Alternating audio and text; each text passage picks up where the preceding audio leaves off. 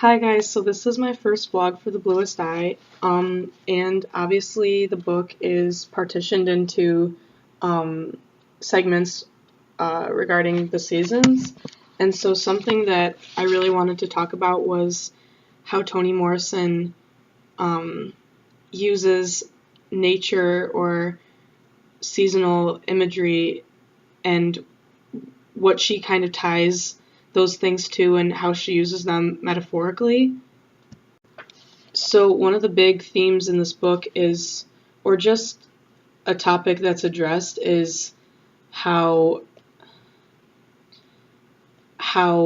especially now, but especially in that time, white is the top of the pyramid, and in advertisements, in movies, I mean in media, for example, it's white out. And also there's a sense, especially from Toni Morrison's book, how Claudia and Piccola, I forget which one exactly, maybe both, or probably both, express envy for whiteness because that is, if they were white, they wouldn't have to deal with all the, not even, big effects of racism, but also just the little things, like how the store clerk won't look Piccola in the eye, or,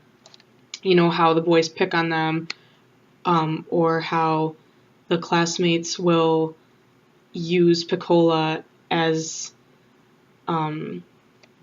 like, an object of ridicule. So one of the nature parallels is actually something that we touched on in class today about the passage with talking about Claudia's dad, where it says, "My daddy's face is a study. Winter moves into it and presides there.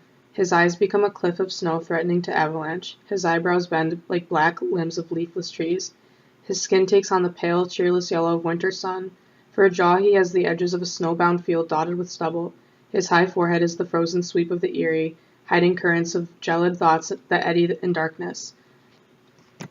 So right there's a lot of ties to winter, avalanche, limbs of leafless trees, winter, and this section is winter, actually, interestingly, but just the tie to that, I think, and this was something I actually mentioned in class today, but what I think of when I hear that is, leafless trees are trees that have gone through the heat of summer and losing all their leaves. I just think of how Claudia's dad has, as an older black man, he's just been through this societal system of racism, oppression, and as a result, it's made him worn down, barren, ashen, like limbs of leafless trees, like winter, like cold harshness. And so that was what I thought of when I read that particular passage.